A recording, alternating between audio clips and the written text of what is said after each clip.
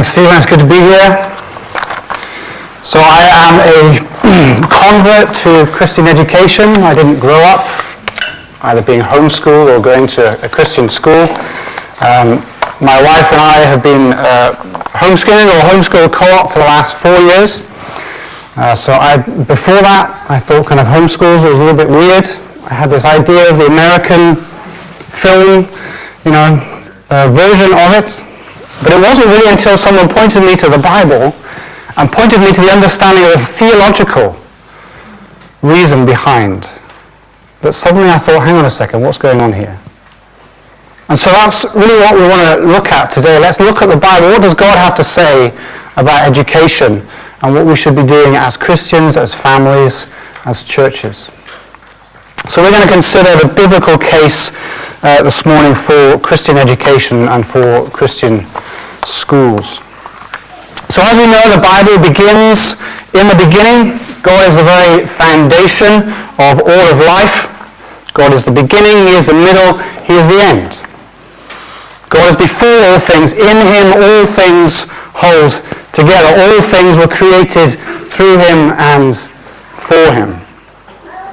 It is impossible in this life to do good without faith. It's impossible to do good without faith. Therefore, anything done outside of faith is not good. Jesus very specifically says that if you are not for me, you are against me. There is no middle ground. Therefore, there is no neutrality when we're talking about life. When God is excluded from whatever we are doing, if faith is removed from what we are doing, we're not just remaining silent about God, but we're rather teaching against Him. What are we teaching? We are teaching that God can be safely disregarded. That even if He does exist, He is irrelevant to whatever I'm doing right now. We are teaching that God can safely be omitted whenever it's convenient.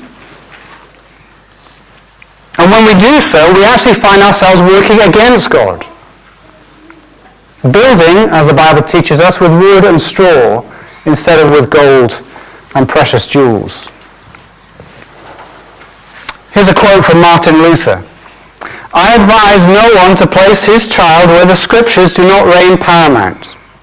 Every institution in which men are not increasingly occupied with the Word of God must become corrupt.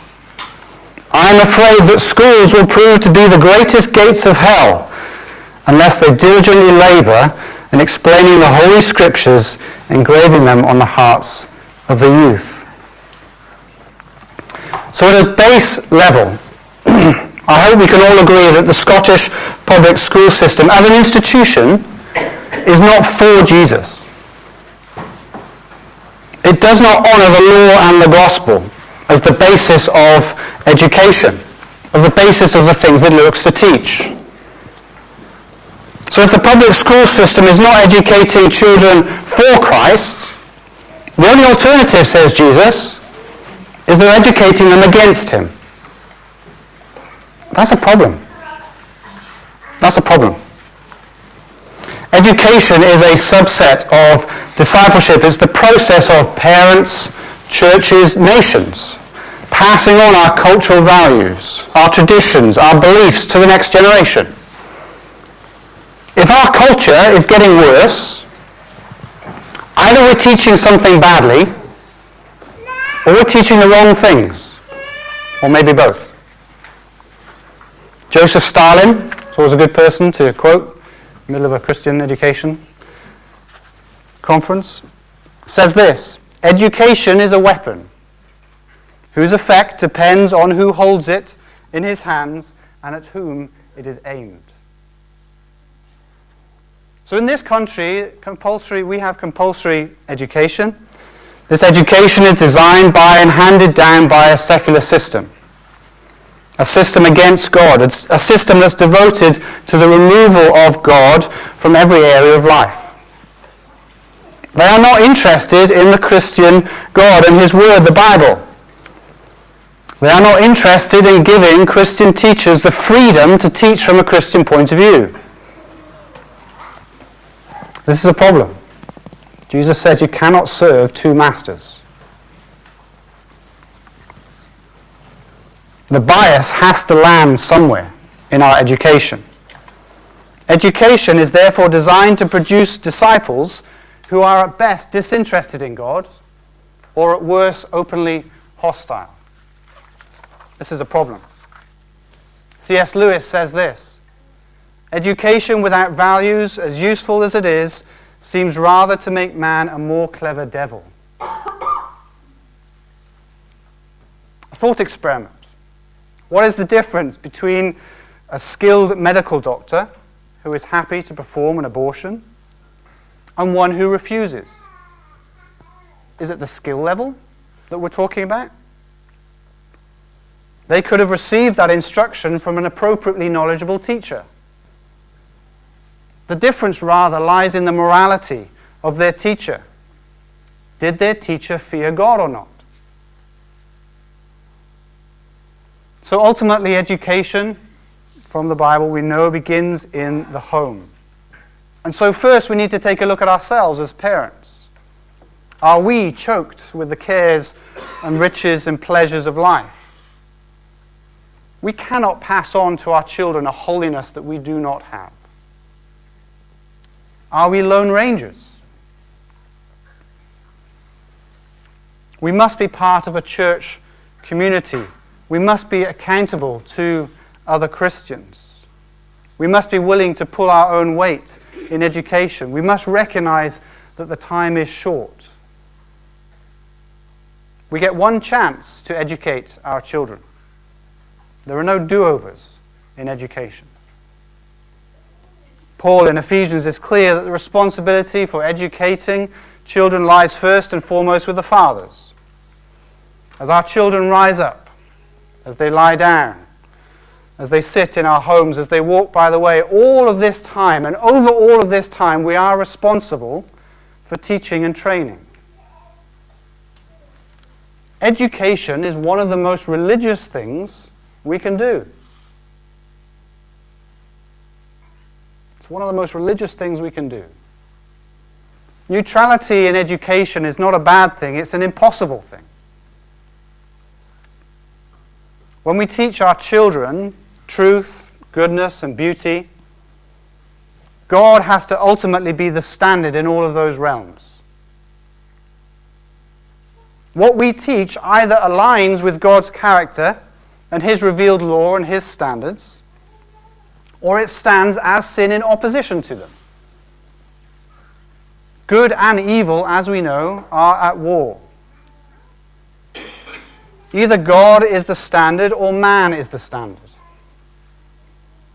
God's standard is consistent. He is the same yesterday, today, and forever. Man's standard is always changing. And without God's restraining hand, without His grace, that standard is always slipping down towards greater levels of sin. But either way, standards are inescapable. If we teach our children that there is no fixed standard of sexual morality, we can't be surprised when the incident of sexual abuse or teen pregnancy increases. If we teach our children that life has no purpose and it's not worth living, we can't be surprised if the incident of teen suicide increases. What we teach has consequences. John Milton.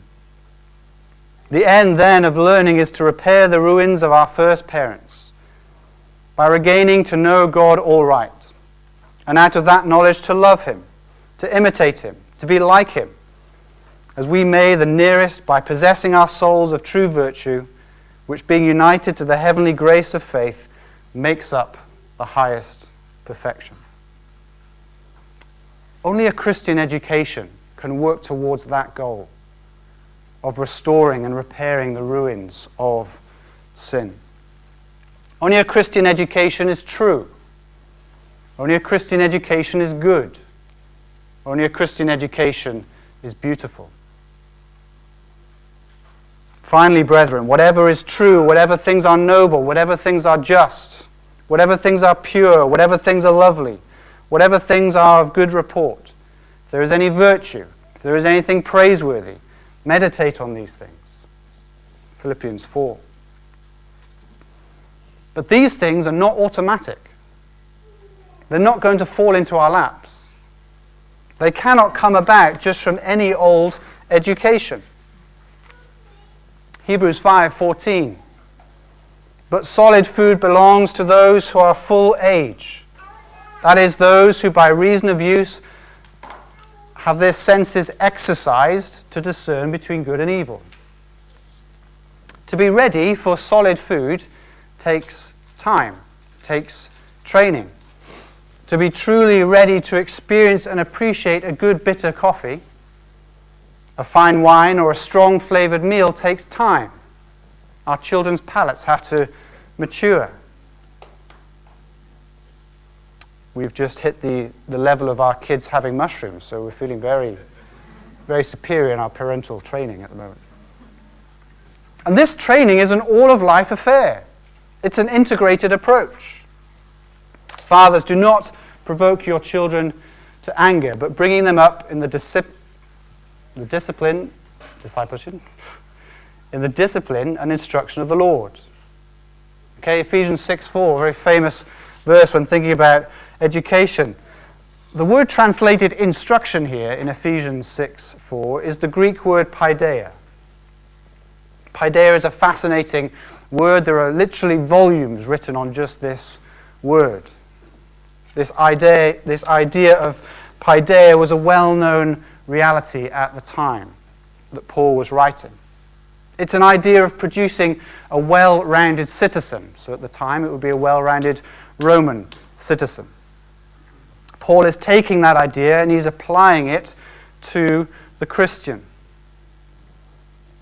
The enculturation of a Christian citizen. It is not far off, this verse, from saying, "Thou shalt provide your children with a Christian education."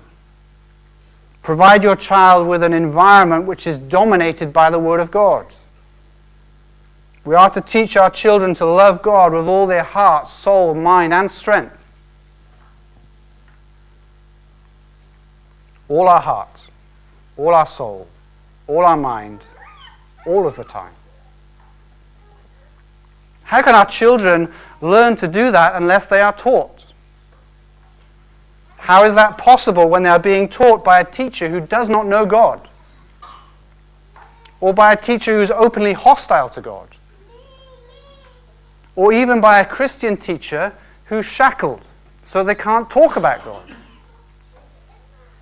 A teacher who has to put their light under a bushel in order to teach in a particular school. We cannot learn maths without learning about the God of logic and order. We cannot learn history by leaving out the one that history points to.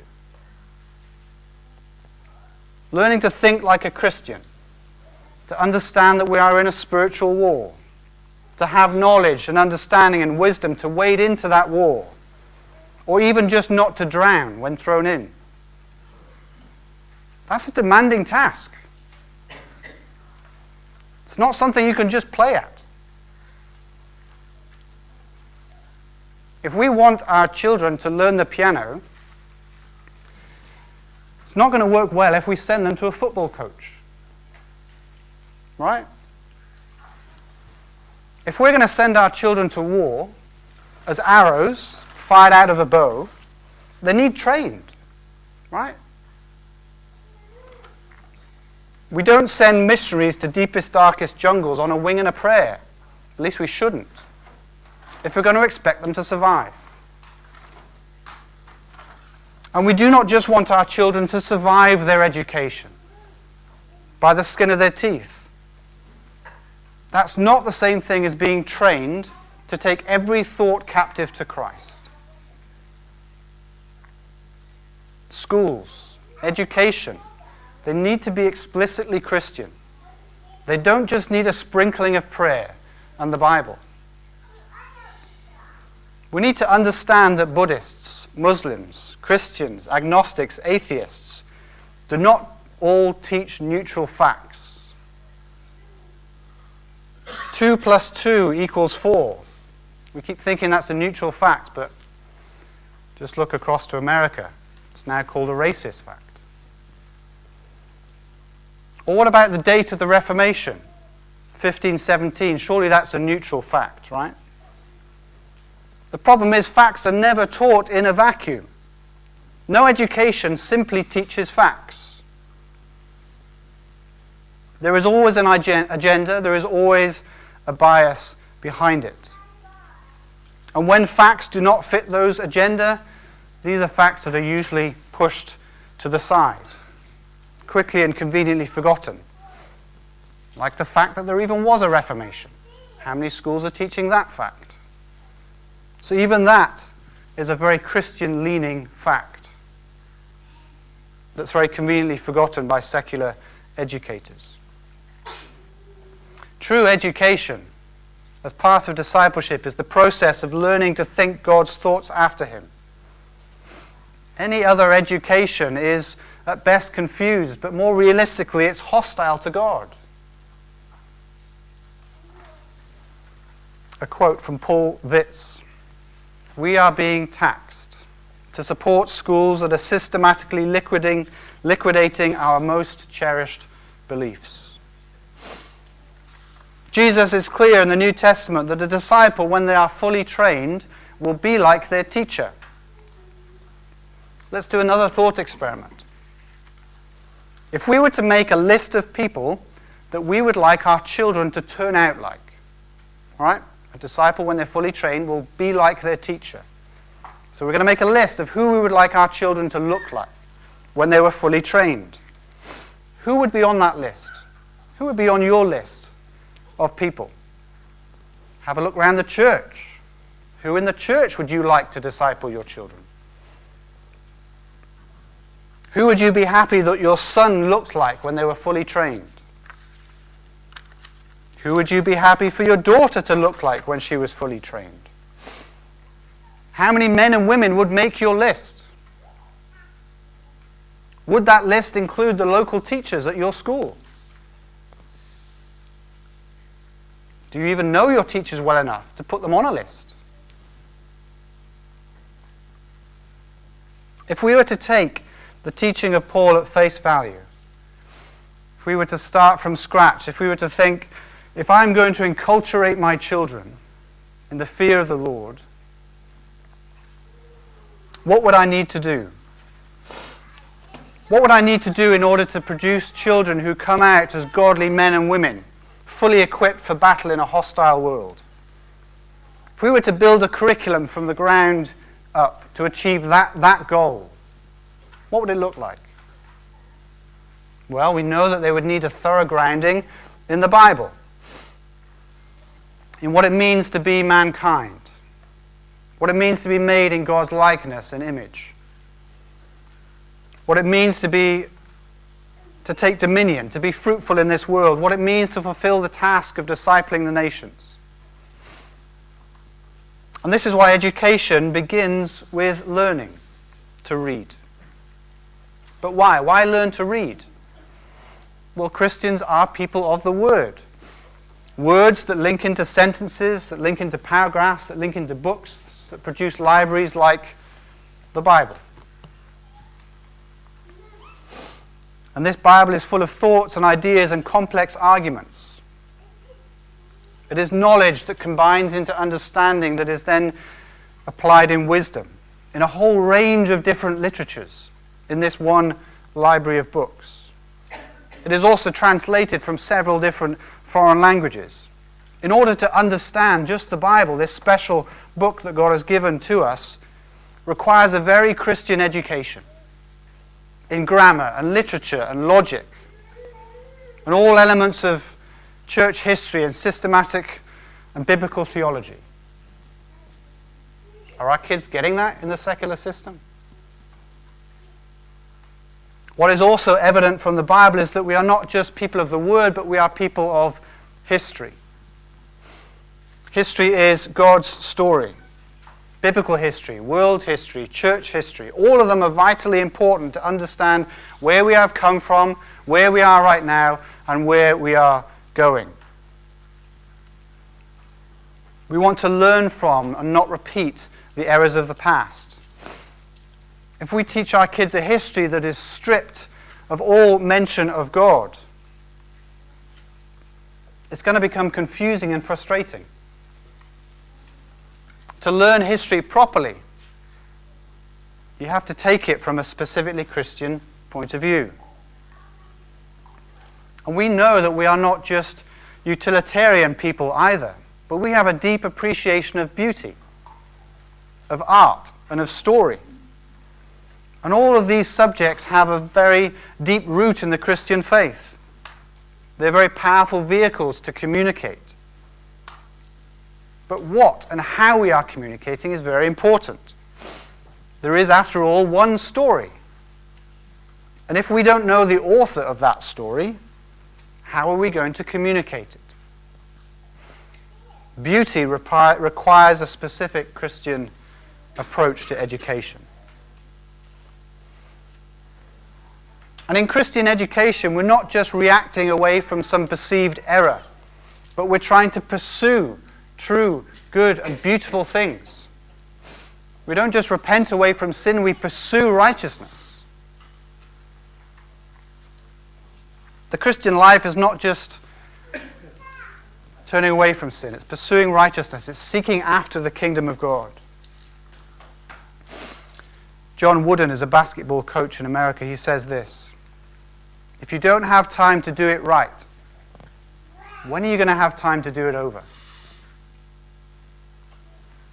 So I myself came a bit late, as I said, to the understanding of Christian education and all the possibilities there are and all the beauty, all the equipping and training, and I missed out. It makes me a bit sad. I don't have time to go back and relearn. There are no real do-overs. And even then, with Christian education, there is an element of this is generational. It takes time to build up over generations a legacy.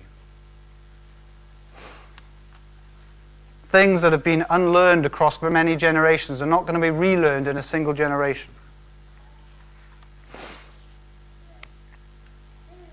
Children are a little bit like concrete. I've been building an extension on our house, and last summer we did the foundations.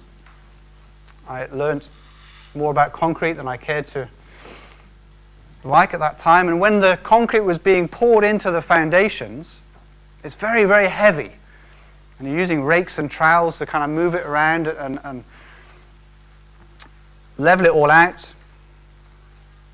It's difficult, it's hard, but it can be done. It's very achievable. But once that concrete is set, trying to change that concrete is a whole different story. You need drills and jackhammers, and it's a whole dusty, dirty work. Children are like that. We have a certain amount of time to rake and shift them and level them around, because eventually they will go off. I'm quite sure about that illustration, but eventually they will set. Frederick Douglass has a famous quote: "It is easier to build strong children than repair broken men." But there is hope. God promises that if we humble ourselves and seek His face, if we turn from our wicked ways, He will hear from heaven and heal our land. And that begins as we take back our children. That for God's glory, empowered by the Holy Spirit, we can place God back on the throne of education. That we can educate our children in the fear and admonition of the Lord. That we can raise godly offspring. That we can equip and train them to live God-honoring lives. To do this, we need to take our own Christian walk seriously. We cannot pass on what we do not have. We need to come together as Christians and churches. There's a reason that we all have different gifts, so that we can share and serve one another. So that we can rebuild what has been broken down. That we can replace what has been lost. We can return Christ to the center of discipleship, Christ to the center of education, Christ to the center of our community. So this is the thought process that we are looking at this morning, as we consider the various different ways of Christian education together. But let's be encouraged to consider God's Word. Let's be encouraged to remember that the Bible is enough.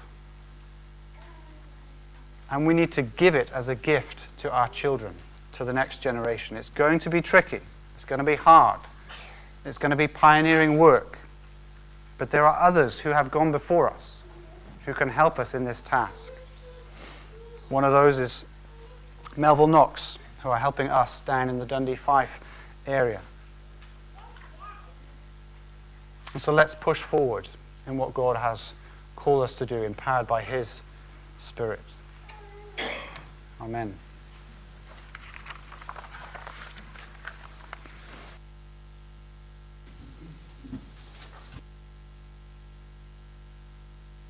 Is that it now?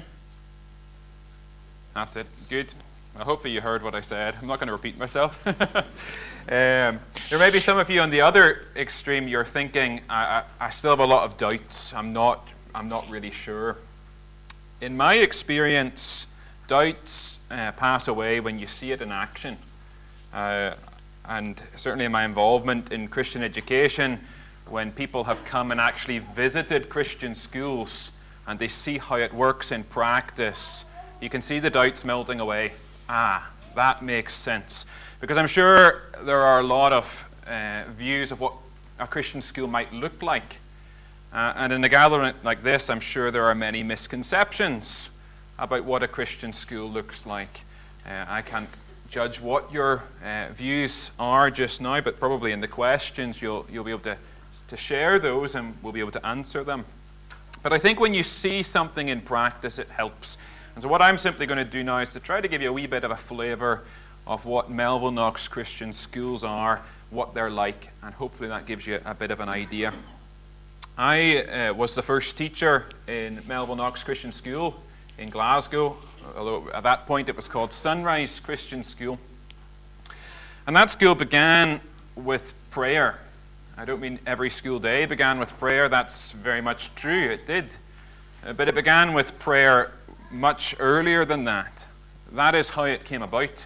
It was a group of mothers, and some of them are here today, who met together to pray because they had a burden for their own children and for the children of others. It very much was an answer to prayer. And through the years, we look at the school and we still think of it as an answer to prayer. The school began with 3 full-time pupils and 2 part-time pupils, and some of them are here today, which is a great joy to see some former pupils here. They've come through the other end. They've done well, and we're thankful to God for that. It began in this way, a very small setup, 1 composite class. I was teaching a P1 at the same time as I was teaching a P6. I've spoken to many teachers since then. I've been involved in interviewing teachers since then, and one of the things they often say in interviews is, I don't know how you could do that. I don't know how. I'd have to think about teaching a composite class. Most teachers maybe have experience of teaching a couple of groups together, but not the whole range. Well, certainly it's not, maybe not ideal, but it's possible. And that's how we began. We began in 2014. So that means that in August we're entering into our 10th year of Melville Knox Christian School in Glasgow. The school is set up as a reformed school, very self-consciously a reformed school. And that means that every single subject in the curricular statements is built upon the Bible. Because what is the Reformation but a return to the Bible? And to think that everything arises out of biblical principles. And so every single subject can and should be taught from a biblical perspective.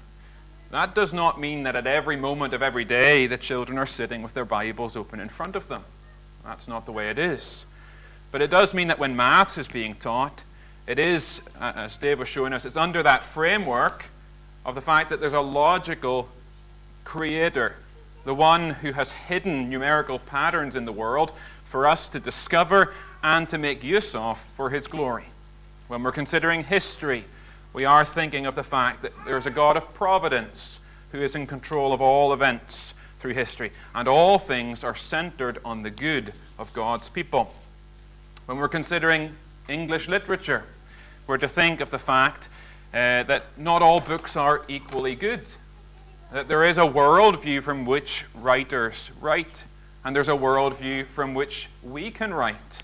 And not all worldviews are good worldviews, and therefore not all literature is noble and lovely and good as we're to think on these things. So we believe very strongly that every subject should arise out of that Christian worldview which is founded upon the Scripture. And so we make use of the Reformed confessions. We are very much a team effort. We're not all Presbyterians. We've got Baptists involved. But we all hold to particular Reformed confessions of faith. And the children in the school learn from the shorter catechism. We want to give a Christ-honoring education. And I think that's at the heart of it. That we begin with prayer. That when we're seeing things that are wonderful in God's creation, we give praise to God for these things and marvel at what He has done. We use our own curriculum. We've got one eye on the curriculum for excellence. That is the curriculum that's used in Scottish schools. But we do use our own curriculum, which we believe is better. But although we have this emphasis on the Reformed side, the Christian side, that does not mean that we have low standards. How could it? Surely believing these things means that we must aim for high standards. I think sometimes people have that misconception about a Christian school, that the standards are going to be lower, that if you put your children into it, they're going to miss out on things that they would get at the state school. But in fact, we can achieve high standards all by God's grace. And so we seek after academic excellence. It's important to be excelling, not for man's glory, but for the glory of God. And isn't that a big difference between the way many schools are, where you go to pass exams, to get good grades, to get a good job? For what reason? You see, the whole context is important. Why are we seeking excellence? And I think the academic excellence can be seen when you consider the fact that we are inspected by Education Scotland. We are inspected by the same inspectorate that inspects schools across the country. And you can go and read the Glasgow, as it was Sunrise Christian School then, you can read the last inspection report. We got a good report, and we're thankful to God for that. So I hope that puts to aside any thought that the school is just achieving low standards. It's something that we just sit around and have a glorified Bible study throughout the whole day. No, it's a real school, learning real subjects, but doing so from a biblical perspective throughout. We began in 2014, as I say. That means we're entering our 10th year. But it's incredible to think back on those small beginnings. We began with the 3 full-time pupils. And I remember my first day coming in with a box of resources, trembling, thinking, how is this going to work? We're currently up to 36 pupils on our roll, with, Lord willing, 10 coming in August. We really are outgrowing our current campus in Glasgow. We are at the seams. The one large composite class that I taught in the beginning is now 3 classes. And we're employing 4 different teachers plus some part-time voluntary teachers as well. And we're thankful that next year in August we're hoping to begin a secondary school too. So we've been doing primary this whole time, but now we're looking to seeing S1 and S2. We've submitted paperwork to Education Scotland to get our registration for that. We're waiting back to hear, but we hope that we'll be able to do that. When the school began, there wasn't enough money to pay my salary.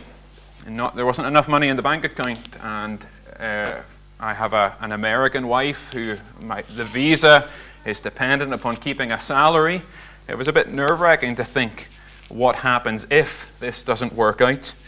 But God has been so gracious that through the years, there has never been a missed salary. And in fact, recently we were able to give our teaching staff a modest pay rise. Throughout the whole history of Melville Knox Christian School in Glasgow, it's a testimony to God's faithfulness, God's mercy, and God's love. But then, in tandem with that, there were a group of us in Glasgow that wanted to see something more. We were involved in the Christian school in Glasgow, but we saw that there's a need for Christian education much more widely in Scotland. And so a group of us came together and we formed what is known as the Board of Reformed Christian Education in Scotland. It's a bit of a mouthful. We call it BRACES, or many people refer to it just simply as Melville Knox Scotland. And the goals of BRACES is to set up Melville Knox schools, to set up these same high-quality, Bible-centered, Christ-honoring schools, all under this one banner, Melville Knox. Now, why pick the name Melville Knox? I know that many of you here are Presbyterians. Even if you're not, it's part of our history in this country.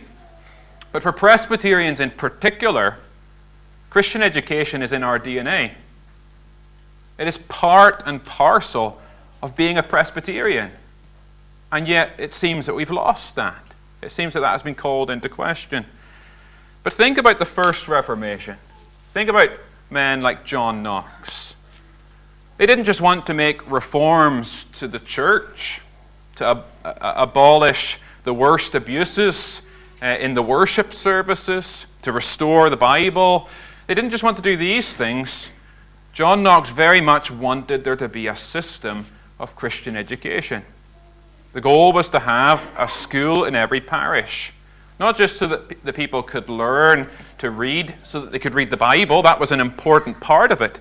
But it's very explicit in the first book of Discipline that the goal is to give virtuous education and a godly upbringing to the children of this realm. Now that is at the heart of the Scottish education system historically, to have a virtuous education and a godly upbringing for the children of this realm. Now ask yourself the question, is that at the heart of the education system today? Virtue. Do you want your children to learn virtues? Are virtues being taught in schools, or is virtue something that's only taught in the home and in the Sabbath school at church? John Knox was adamant that there should be a virtuous education and a godly upbringing for our children. And so as the Board for Reformed Christian Education in Scotland, we want to take John Knox's vision and to follow it, to have a Christian school, whether we can manage in every parish in Scotland, certainly in every town in Scotland, to have a network of schools that are seeking the virtuous education and godly upbringing of the children of this nation. That's the Knox part. But we are Melville Knox, and that's named after Andrew Melville.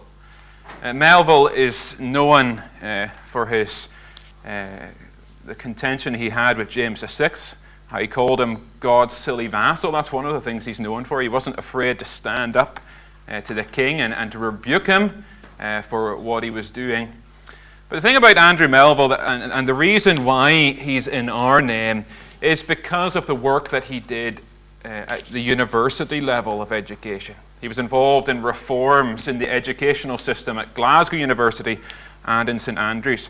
And I think that stands there in our name to remind us it's not just about having a school in every parish, but the school is to be an excellent school.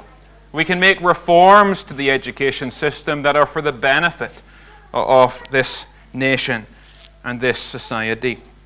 So that's our goal. Establish more of these sorts of schools like we had in Glasgow. The second aim is that we would support these schools, that we would support them practically as best as we could. Now, there are some things that are very easy to do practically. The Glasgow school has developed its own policies, its own curriculum, its own procedures for all these things. Why should a new school invent the wheel? It makes sense, obviously, to take what has been done, the groundwork that has been laid, and use it.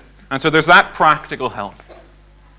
Another thing that we've done, and I'll speak about the various locations we're working in a few moments' time, but another thing we've done is that in these locations, we have put members onto their board to help them, to advise them.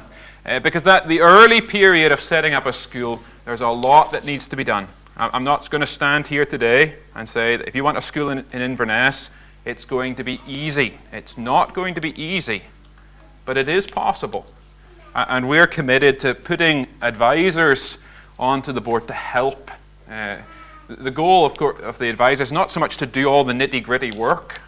The expectation is that the people in the area will do that sort of work, but we will share all the expertise that we've amassed over these years and help walk through step by step. We've got a pretty good procedure, a pretty good system, a flow chart, if you like, of what to do and in what order to do it.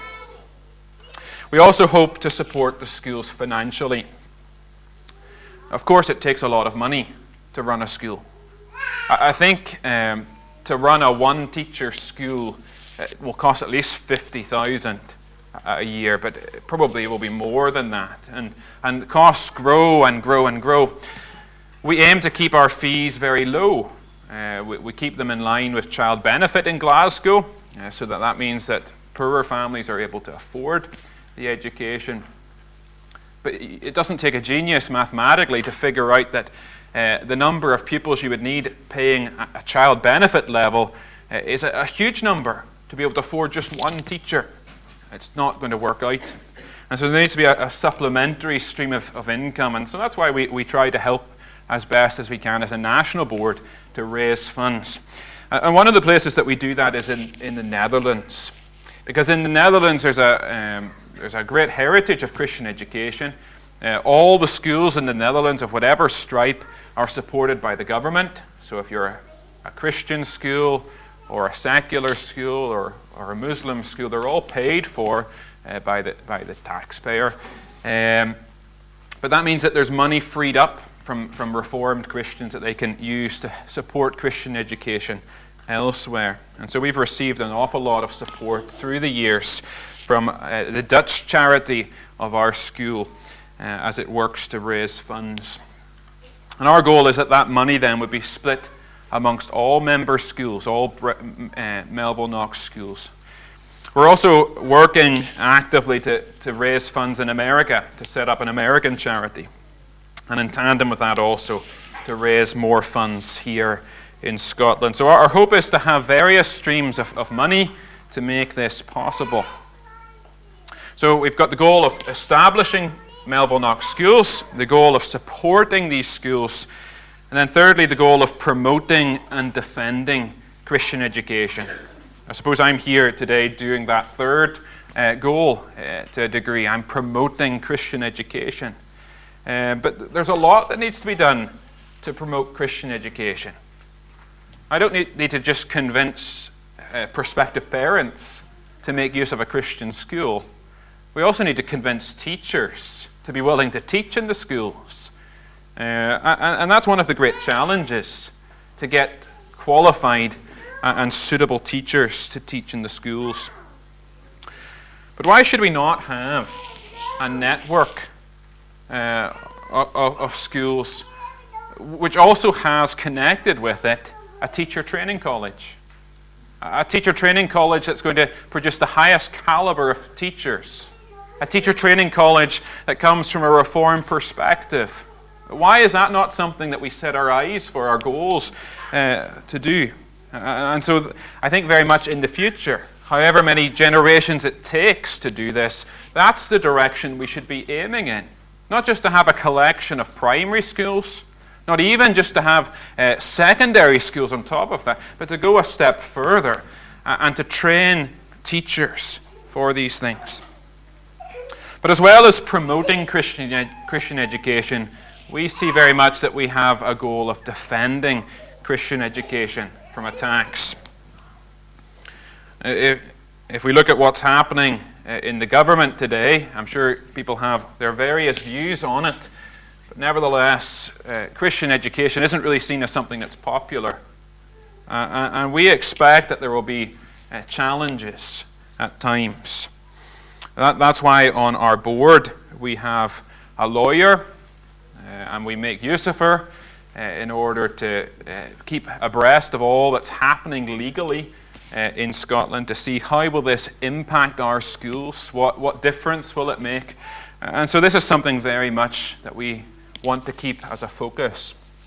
But we think that even if there are attacks against Christian schools, having a strong network of schools puts us in a very strong position. It's very easy, conceivably, for if the government wanted to close down Christian schools, for them to target one little school. Very easy to do that.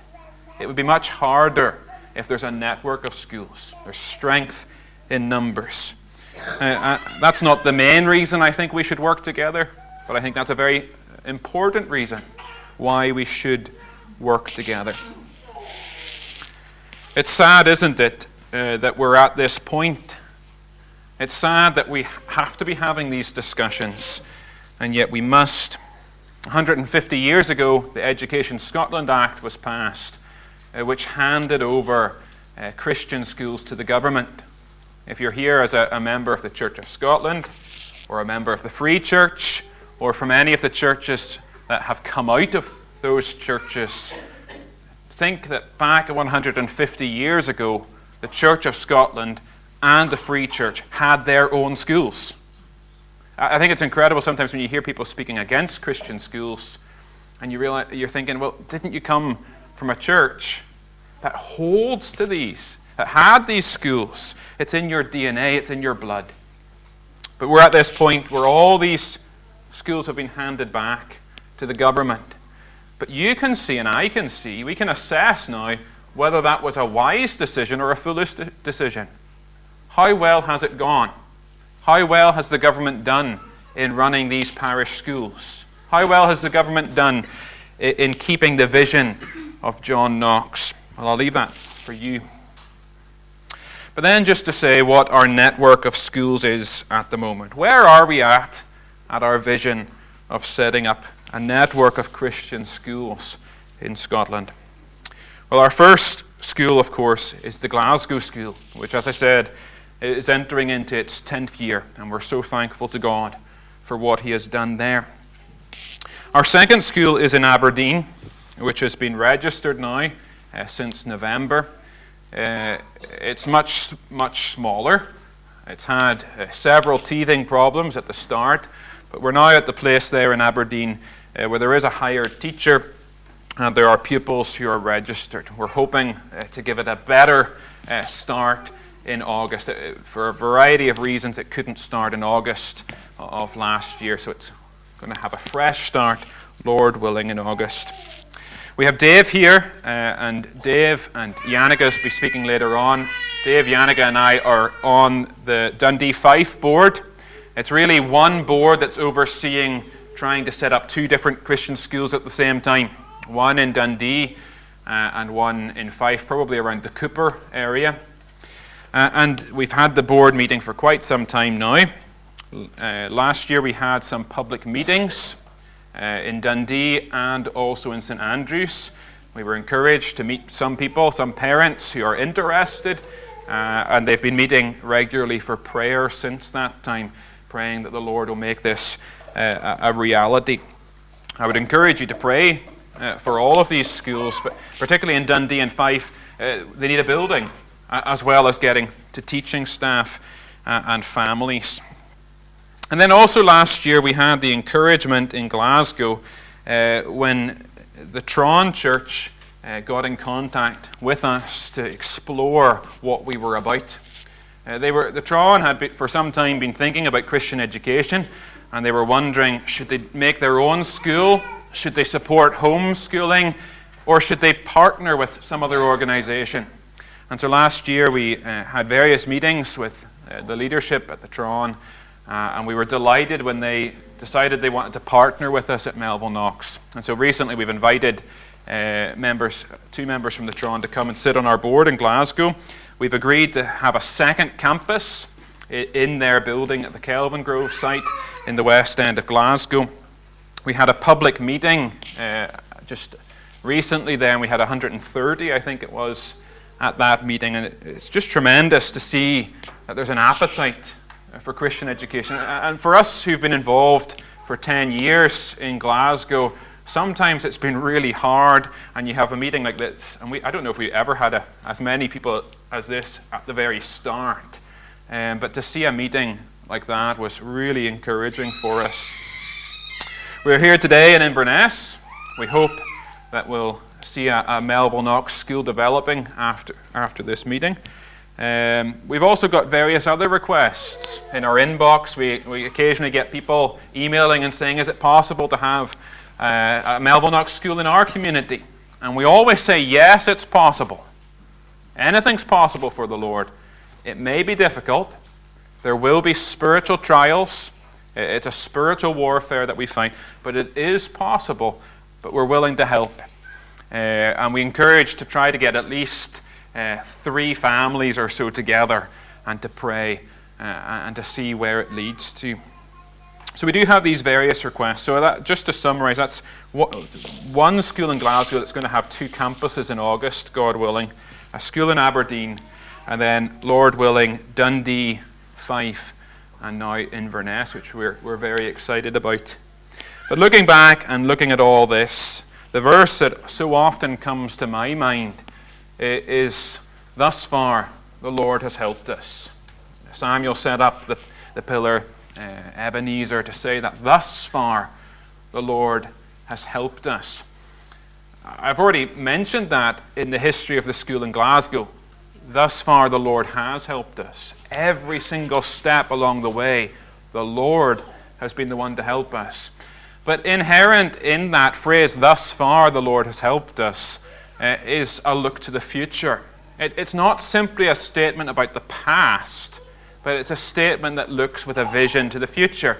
If you're saying thus far, or hitherto, the Lord has helped us, you're saying, well, the Lord will continue to help us. The Lord is good and gracious. If He's helped us to this day, why will He stop today?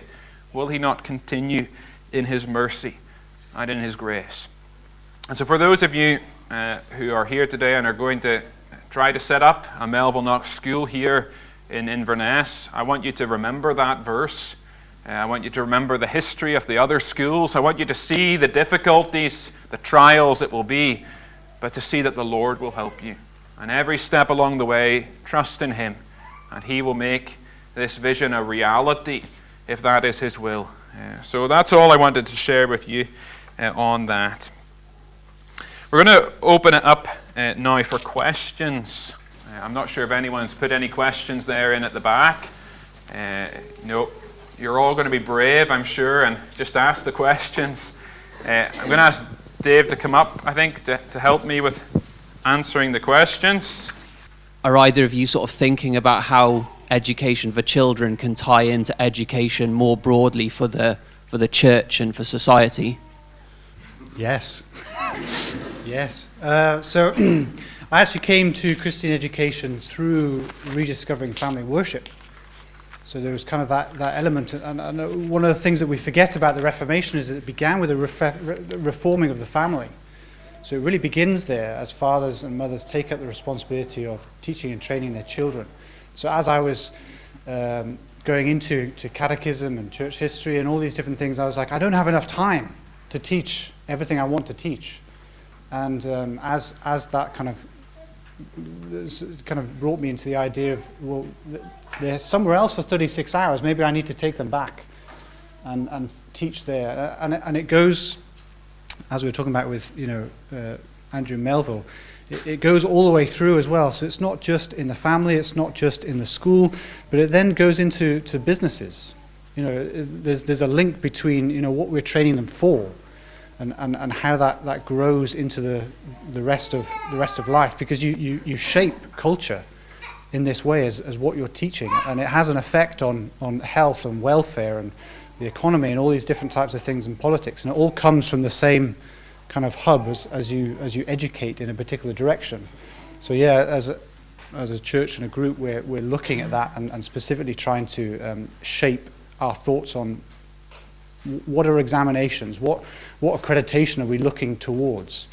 Because the assumption can be, again, just to sprinkle some Bible over the existing system instead of trying to rethink the system and think, how can we reshape education and discipleship going forward that produces a new culture, a Christian culture.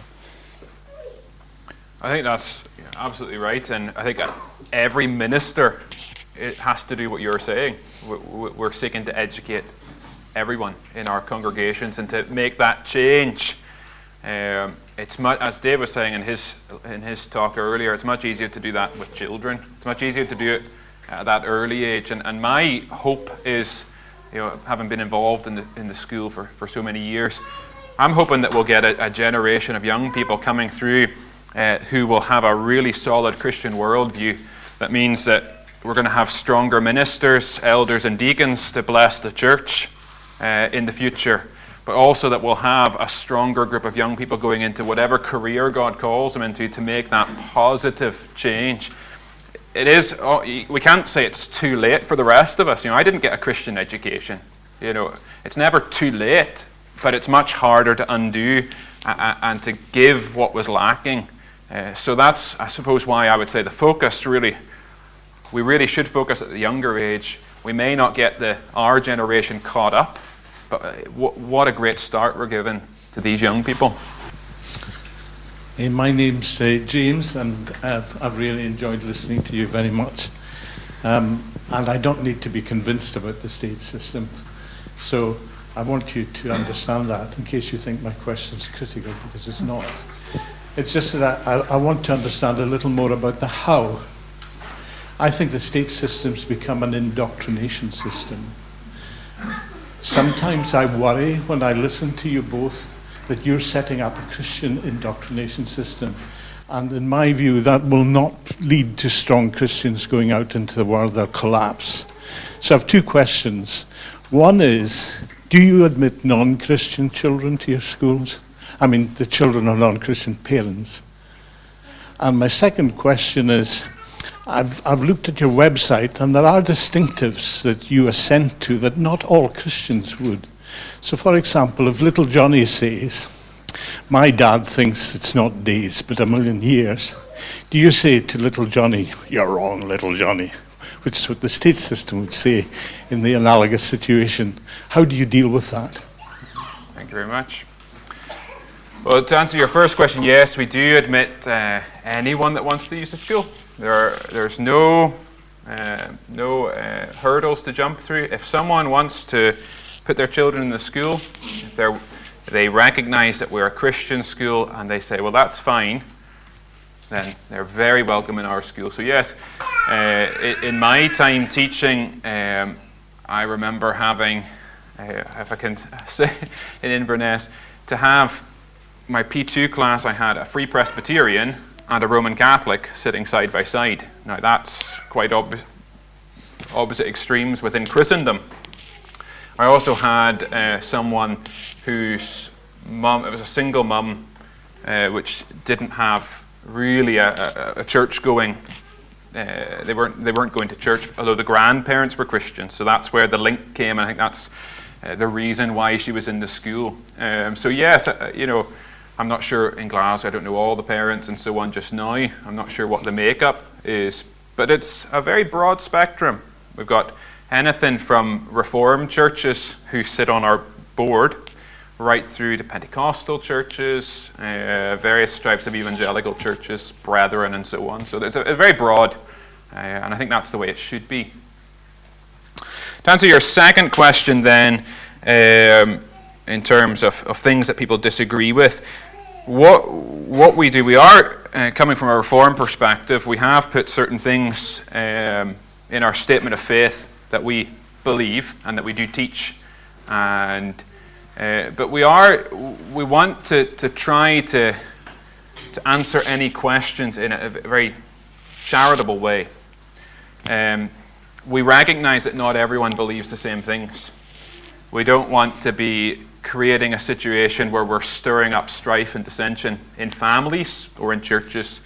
And so we try to refer back questions. Well, that's something maybe for you to discuss with your mum or your dad or with your minister or so on. There's obviously a limit to where you can do that, because otherwise, if you take everything that people disagree with, you would be basically hollowing out the Reformed faith, wouldn't you? Anything that you disagree with, well, go speak to someone else about that. So there will be times in which we might gently have to say, well, not everyone will believe this, not everyone in the school is going to accept this, but this is what we teach in our school. So if that helps you. I think that's perfectly fair. Mm-hmm. It's not the coming from a single Christian viewpoint that bothers me at all. No. It's how you deal with. That's right, yes. And I should say as well, just on that point, the fact is, we've agreed because of the breadth of Reformed churches involved, if there's anything that we disagree with each other on, we have pledged that we won't teach that in the school. So I'm a Reformed Presbyterian. One of my good friends involved in the school is a Reformed Baptist. When I was teaching in the school, I never taught the pedo baptism. I didn't assert that. I believe it. I teach that in my congregation, but it's not something I taught in the school. Thank you for a very informative talk. On the funding side of things, we've got lots of retired Christian teachers. Is there a problem with government regulations that prevents you using them who would give their services for free, I would imagine? There's not a problem as long as they're still GTCS registered, General Teaching Council of Scotland registered. We do have a situation in Glasgow where we're expecting from August to have a retired teacher teaching voluntarily. Obviously, we're not just going to say you're retired, you should teach voluntarily. We pay the workmen what they're worthy. But yeah, I think as long as they've got that GTCS registration, if they're willing to be involved, we would be happy to have help. Hello, my name's Rebecca. I'm conscious that we've got some Christian teachers working in state schools, amongst us, which I think is an incredibly valuable and important role. And we could think of, being salt and light in a generation. We've got a concern for children that are not from Christian families. Do you see any role in a Christian school in strengthening and supporting teachers in state schools? I have a friend, David Freeman, who has a ministry in Christian education, and he always has this two-pronged kind of approach. In fact, his books would be books for Christian teachers in Christian schools, and a parallel book, Christian teachers in state schools, how you might approach a topic with underlying Christian values, but not, we are going to pray, we are going to open our Bible, which you might not. I just wondered if there would be a strengthening of that role, and if you see if you also value teachers in state schools, or would you sort of take the role that maybe they shouldn't be there? No, very much. I mean, as long as the teacher understands that it's a missional element to it, and it's not a very easy one either. I mean, any Christian in a business that's completely secular, if you worked for Amazon or whatever, the alternative, you know that there is a certain limit that you have, an impact that you have in that place. Even as disciples, Jesus says, they will know that you are my disciples by the love that you have for one another. It's very difficult to show the love that you have for your fellow brothers and sisters when there isn't one within a mile. It's a very, very hard missional element. So yes, it is possible, but you have to understand the restriction that you have, and Scottish education is very much from the top down. It can be very hard, and even the breadth that you get with the curriculum for excellence, they tie your hands behind your back and say, oh, you've got all this freedom, but you can't speak about Jesus. And so it's very hard to be in that situation. So that the idea with Christian schools is let's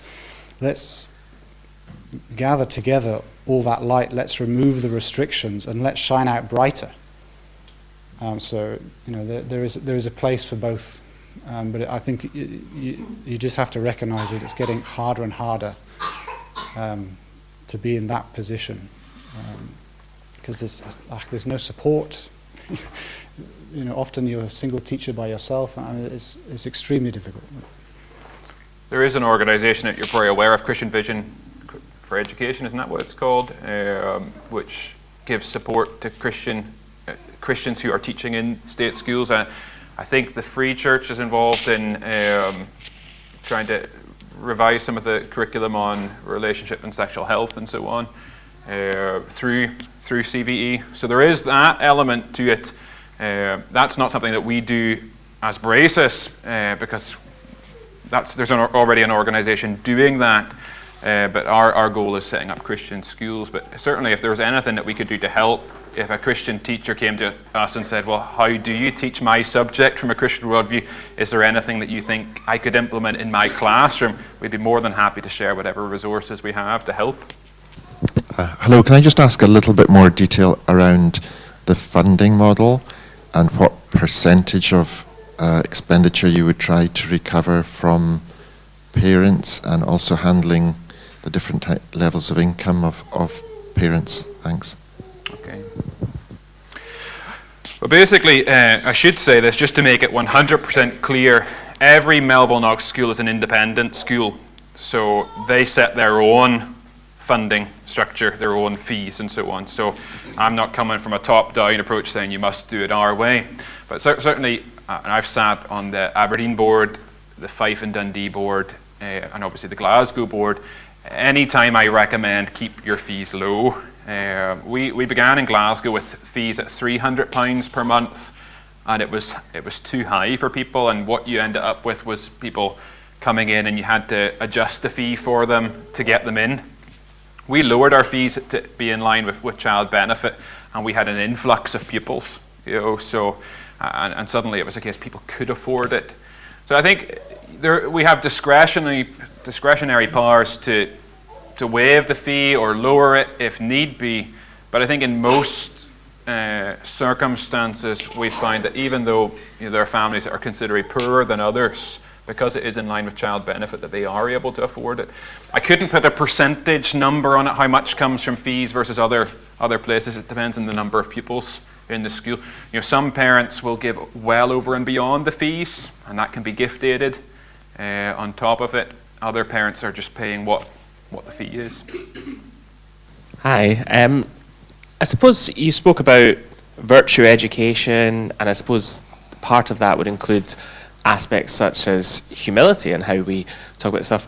Often it does seem, though, that when we talk about Christian education, either amongst Christians who disagree on the approach to Christian education or with the world, we don't come across as humble. We can come across as arrogant. And I guess connected to this, based on some of what was being said, where is doctrine of common grace, all truth is God's truth, kind of Augustine? How does that... We obviously do learn from non-Christians. So how do we maintain humility when talking about Christian education? So, there's the common grace. There's the recognition of the good, the true, and the beautiful. It's not something that's exclusively to Christians. But unless you understand it from a Christian point of view, you don't understand where it's coming from, or you don't know why it's beautiful, or you don't know why it's excellent. So a lot of the approach that we use, we use material that comes from secular points of view, but it's good. There's a lot of common grace in it, or it's beautiful, and so there's a recognition of that coming into it. But also there is an element of God's truth is the truth, and it's difficult. You have to say it in love, but it's difficult in the end. You can't get away from that. Unless you're coming from a Christian point of view. Knowledge, says the Bible, begins with the fear of the Lord. Knowledge being the facts, and that's even the basis of information. So not even the instruction, not even the wisdom. It talks about even the facts come from the Lord. So yes, we do have to be humble, but there is also the recognition that sometimes that can just be an excuse in the end to say, We don't need to be explicitly Christian. I don't know, it's a tricky question. I think often people in the Christian education camp are the ones that are always said that we're not the ones being humble and so on. And of course, that's a valid criticism. But on the same side, there are people on the other side that aren't always as humble. And it is a very divisive topic. We should recognize that. There are very strong views on either side. And defenders of Christian education, defenders of a state education or the status quo, not everyone has always held themselves up well. That's just a fact. So yes, we should be seeking to have humility, but I think we can also have conviction while being humble. I abhor a vacuum of questions. It's not so much a question. This is a different tack altogether. Obviously, one of the things that's daunting about what you're doing is how you get to secondary and how you get further than secondary and how you spread your reach right across Scotland. Because an awful lot of people will miss out Christian schools for a long time. And I wondered if even now you were beginning to give some consideration to the value of hybrid methodologies for spreading education out from your schools so that your Christian schools become hubs.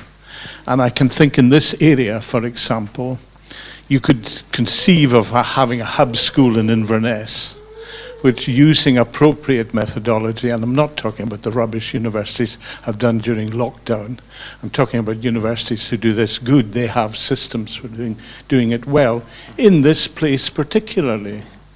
And that would enable you to spread schools right out to small locations.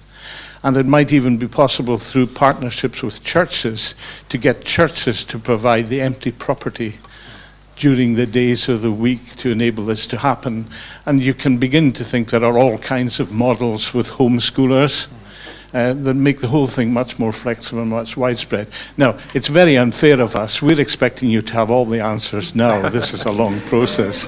No, I think it's right, and anyone who wants to give expertise is most welcome. I think certainly. I'm not sure if this is on I didn't look at the questionnaire. I'm assuming it's got where you're from and so on, where you're coming from today. We could almost take a wee poll who's come further than 10 miles, 20 miles, 30 miles, and we would see, it's... Somebody's come from Gairloch. Okay, so someone who's come from Gairloch is coming quite a long way. The person who, I'm not going to put them on the spot, but if, let's say we all lived in Gairloch, would you be travelling here for a Christian school? Well, I'm travelling, I think, the second furthest to the school in Glasgow. I'm coming from Airdrie. It takes me 25 minutes to get there. 25 minutes there, 25 minutes back. That means that it's taken almost, when you drop them off and by the time you speak to people, taking an hour out of my day in the morning, an hour out of my day in the evening. That's a lot of time. So yeah, I think you're right. I think that's the way we need to be. Certainly those who are exploring the school in Inverness here are going to be thinking about that more. My hope is that the school in Glasgow, particularly the secondary level that's being developed there, can become a hub for the rest of Scotland. I think it's easier to use technology for secondary level than it is for primary level. I think certainly my children are all primary level or younger. I wouldn't want them in front of a computer for a very long period of time each day. When they get older, that's a different thing. So I think you're right. It's how we explore that. There's a lot of work to be done, so if you want to share expertise, I'm sure people here would be very well receiving of it. I think it links in with what we were talking about a little bit earlier. It links in with the whole shape of society as well. I mean, the fact that we now have schools that take our children for free for the whole week has had a huge impact on what the household now looks like. And reversing that is tricky. And so you have to kind of begin. Schools have been tricky because they've forced us to, or shaped our culture to think that parents are not really needed in education for most of the week, which is a crazy idea considering what the Bible talks about. But you can't just snap your fingers and return that. People have set up their whole lives based on the fact that education is free. as in, a point of... and so we have to try and have this big vision of what does it look like, what does a strong family look like, and what does discipleship and education look like in a strong family. Let's have that as the future vision, and then what are the steps which enable us to get to that, which then shapes the whole of society in a more healthy way than where we are right now. What sacrifices are made in order to bring a school or to Christian educate into being? It's a very good question. It depends how many people are involved. What I find, and I've been involved in the school in Glasgow and these various other Melville Knox schools. I've also been involved in Providence Christian School in Lewis for my time being a minister in Stornoway. What I find is that there are a lot of people that see the problems, and the church is very good at seeing problems.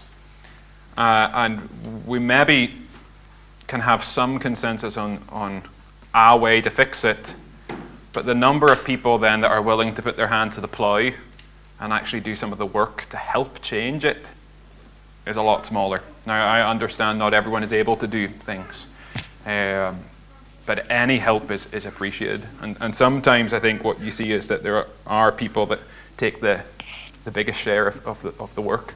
And so it can be tiring. It can be a lot of setting it up. I think we're in a much better position now because of the people who've come before us. So those mums who worked hard at setting up the school in Glasgow, and then the board in Glasgow and the school management team today, and then the fact that we've gone through the processes in Aberdeen, it means we've perfected sort of a flow chart. So that makes it a lot easier, but there still is that time commitment. So the people who are signing up to be on a board, for instance, we would want that commitment. I can't remember your question more widely than parents as well. Yeah, I think there is a commitment for parents. It's just a change of the way of doing things, isn't it? And that can be hard for some people. But there's the financial commitment, which we try to keep as small as possible. Sometimes in Christian schools there can be an unwritten expectation of more voluntary work and so on. That's something to be aware of. There are some parents who are excellent volunteers and they can just give so much. There are other parents that are just maybe struggling to get their kids turned out well dressed in the morning and so on. So every family is different, but basically any help is appreciated. I don't know if that really answers your question, Ruth, or do you have anything to add? Or I think it's a pioneering work, and I don't know how many of you in this audience have ever pioneered anything. I mean, I've never started my own business. I've been involved in a church plant. Any sorts of pioneering, there's not many of us that are actually doing it and have experience of it. But when you do it, you understand that it takes everything to get stuff off the ground like that. And it's very similar with a Christian school. It is a pioneer, and pioneering anything, business, whatever it is, church, takes a lot of effort. It takes gathering people, team. It takes organizing the team, financial time. You're usually doing it. Here's your normal week, and you're usually doing it in that extra bit. So it's a big commitment. I've been interested in Christian education here in Inverness for perhaps over 25 years. But I've observed it from the south of England. And I wonder whether there is a problem here in Scotland where there is there are reformed churches, that the reformed churches themselves are possibly opposed to Christian education. Historically, the Christian education in Scotland was church-based. Now there's a movement towards having Christian education that is not church-based. Have you endeavored to persuade the churches, the sessions, etc., to get involved themselves directly in Christian education? Christian education is paramount. There's no question whatever about it. But there does seem to be a dichotomy between the Reformed churches and the people who want Christian education. Yes, I think you're absolutely right. Some of the strongest critics of Christian education that I've personally faced have been ministers of Reformed churches. And that's just a fact. We preach, let's say, 98% of the things we're preaching is exactly the same theology, and yet there's this very strong opposition. Sometimes it's not, you would be okay in a sense with apathy. Sometimes the apathy, just you get on with your vision, I'll get on with mine, but sometimes you get very fierce criticisms, and that can be hard to deal with. In terms of trying to persuade, on a personal level, I think we all try to persuade those that we're in contact with and to try to influence them in that way. On the national board level, we've not done that, but what we do at the individual, the local level, is we would try to recruit people from the local churches to sit on the board.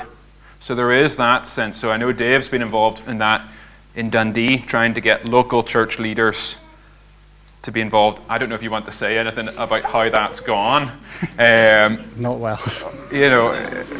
That's a difficulty. So that's a minister in Dundee trying to recruit some other ministers or elders in Dundee. It's hard. We're in a very privileged position in Glasgow just because we've been existent longer, that we have enough, in a sense, to run the school. We've got enough on our board from the local churches to support it. But if we were to go through all the Reformed churches in Glasgow, what percentage of support do we have? I've never done that. I don't think I will do that. This might be a somewhat silly question, but would it be less divisive to say a Bible-based school? Would it be more inclusive of those Christians who are firmly on the Bible, see the biblical reason for Christian education, yet wouldn't have that label Reformed? I think Reformed is Bible believing. So if that label is more helpful to you to use, but I think there is the honesty level of, well, what do you mean by Bible believing? Anyone can say they're Bible believing, but what do you mean? And I think that's why we've very much taken the confession of faith approach, that there are particular confessions of faith that our board members hold to, that our teachers are submitting themselves to, and so on. And that means that any parent that comes along and says, well, what do you mean by Bible believing? We can say, well, here's our confession of faith. And that, I think as a minister, that for those of you who are ministers here, I know there's a few of you here, there's that level of honesty. You're not hiding behind the confession of faith, but you're saying this is what we mean by that. So I think that's helpful. But certainly in terms of how I address people or speak to people that maybe aren't from a Reformed perspective, I would probably use what you're saying and say, well, Reformed means that we're Bible believing. Hi. As a mother and also educator, I see the collapse of state schools and the failing on children from nursery to high school, and I see the importance of Christian education. I wonder what is stopping churches, and I mean denominations, to stand behind the idea of supporting Christian education. They don't see the importance of it. They think the schools are good enough, or it's more of a theological approach. They don't see investing in children as mission work. Or other reasons, I don't know. I don't know how best to answer that question in many ways. There are a variety of answers, but in my experience as a minister in two different churches, we've never had a huge degree of young people, but I've always had it where some of the young people go to a Christian school and some don't. And so that can become a bit of a, what do you say and what do you not say? How much should I promote Christian education from the pulpit? Every minister is going to have a different view of that. I think there are certainly passages in the Bible that I would very much preach from a Christian education perspective. But you can think just in terms of the politics of the situation, no minister likes to unnecessarily offend family members that are choosing a different path. And this goes to your question about humility. You do want to have that humility, but there is a conviction element. So I don't know, I've not gone around and asked a lot of ministers, but I don't want to just say they're scared of the confrontation. Ministers have a lot of confrontation at times, just in many different ways, just opposition to their work. But I wonder, I wonder if perhaps people are thinking, I don't want to unsettle the boat. And by coming strongly behind Christian education, you're taking a risk. That being said, I think various synods and general assemblies have talked about Christian education. I know in the Free Church that's something that's happened. The Free Presbyterians have, the Free Church Continuing have, we in the Reformed Presbyterian Church have talked about it in our highest court as well. So you do get discussions from time to time, but there are differences of opinion. So. And it takes time as well. I mean, if any of us look into our own lives of how we have progressed and matured in Christ, it's not happened immediately. And it usually takes a long period of time, and sometimes it takes generations to restore things that were different.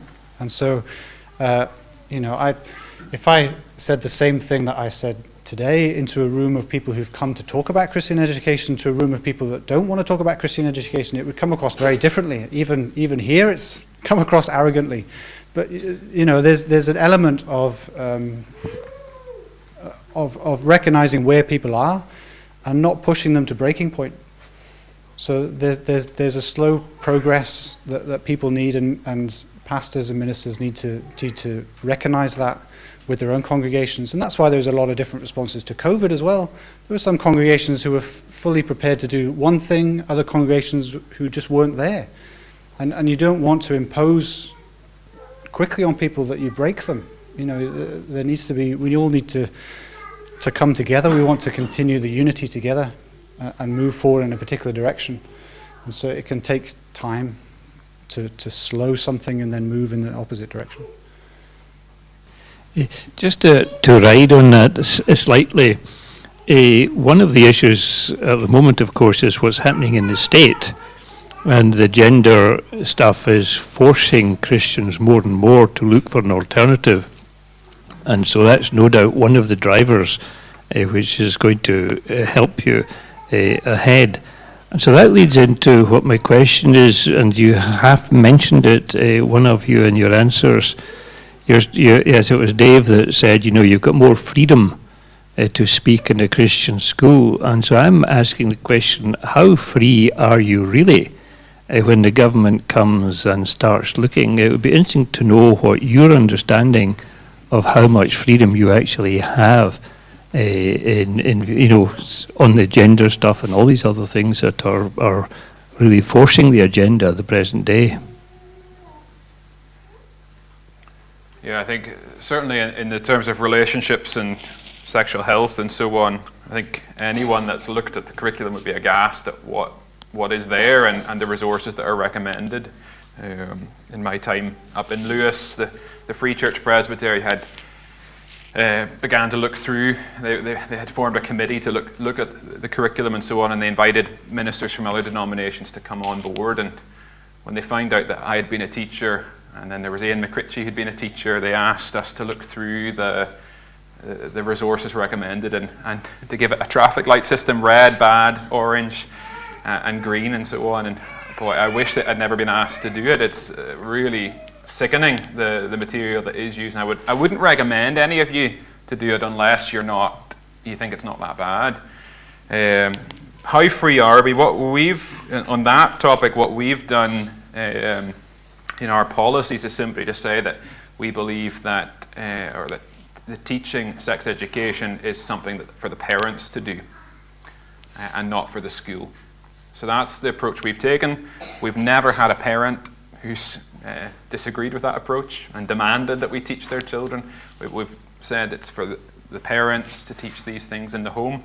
And in terms of Education Scotland, they saw all that paperwork. They know that's our position. They see that, when you register the school, you submit all the paperwork and it's all gone through with a tooth comb.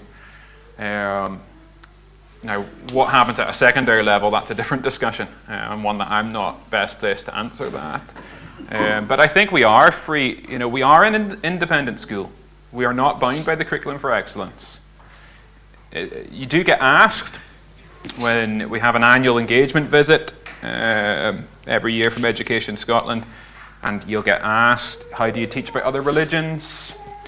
How would you how would you deal with someone in your class that identifies as a different gender and so on? And you do get asked these sorts of questions, so it's not that we're hiding away any answers, but I think there is the need for wisdom in how you answer these things. But I do think we do have that freedom. It's never been tested, of course, legally or anything, and Education Scotland have never said anything that would imply that we should be doing something differently, as far as I know. So, time will tell. No more questions? Well, if that's the case, then I think we're going to, in a moment, break for lunch. I'm going to pray before that. Lord our God, we thank you for this time we've had together and for how it's been profitable for us as we think through these things. For some people, there's still a need to think more on it. For others, or maybe people are convinced in their mind of a particular course of action that they want to do for your glory. And we pray that you would help direct our steps in the way forward. Give us grace to do what you call us to do, and to do it in the spirit of humility, and to do it with conviction. And Lord our God, we pray that you would give us a good time of fellowship together now, that we may be able to encourage one another in the things that we discuss, and that we would be a means of blessing, that iron would sharpen iron. We thank you for the food that we have. Every good and perfect gift comes from you. You provide us far more than we deserve, and for that we're truly thankful. So Lord, hear our prayers and accept our thanks in Jesus' name. Amen.